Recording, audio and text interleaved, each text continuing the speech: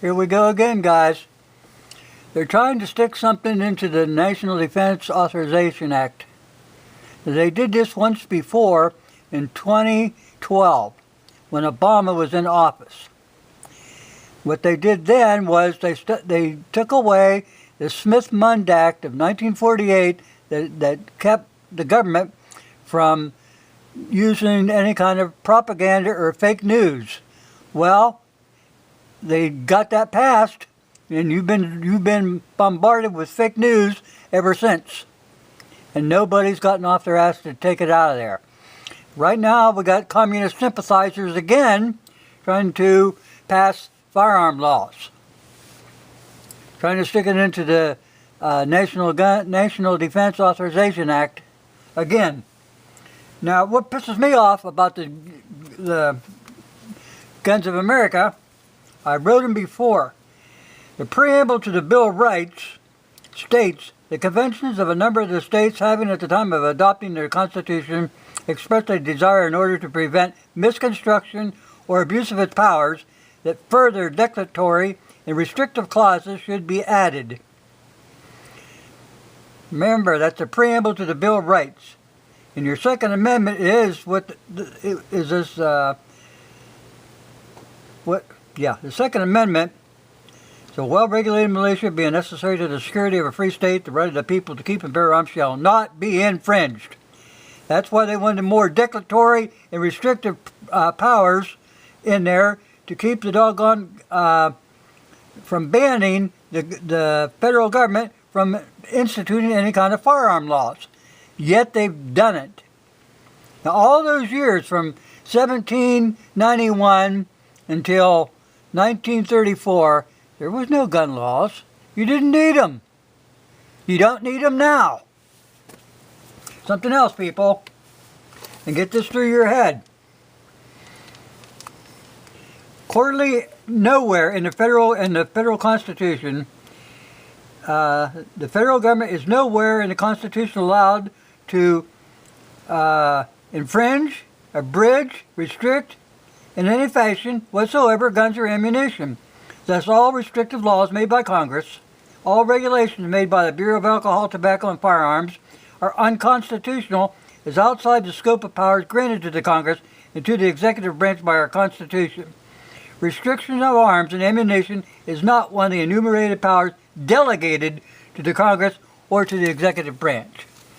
Now, I'm going to put this stuff down below on how to contact your representatives and your congressmen and stuff. Better do it. At least you know you've gotten off your behind and done something for the United States of America and for your own people, for your own future, for your future of your grandkids. Now, this came out December 6th. Let me zoom this in.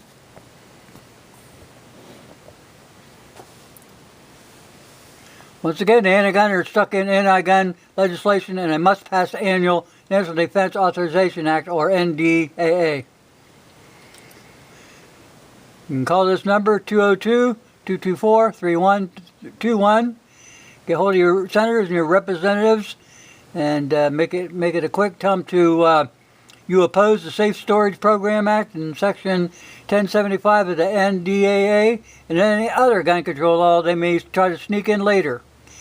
Put these people on notice. Their jobs are, it's more than their jobs. It's going to get to the point that we're going to start using that tree of liberty.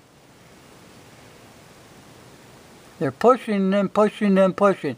You get these son of a bitchin' communist sympathizers out of office. Any son of a bitch that tries to pass a law, whether it's a man, a woman, or I don't care who it is, they should be taken care of immediately. They're not following the Constitution.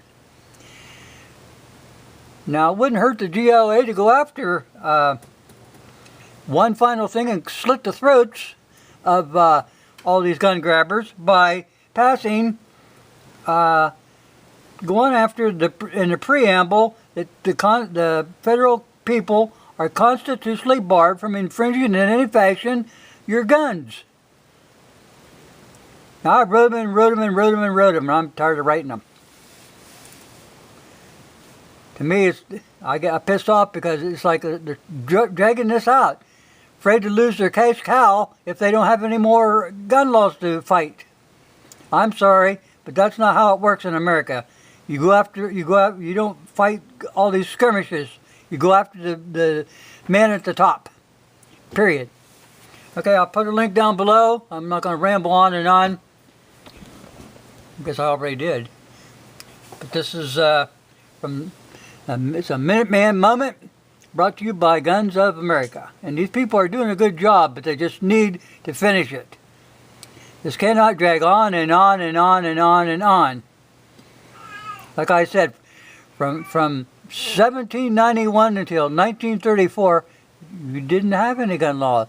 But then you had a socialist son of a bitch named Roosevelt that got in there, and he's going to change everything. He's going to make things better for him. Okay, enough of my rambling.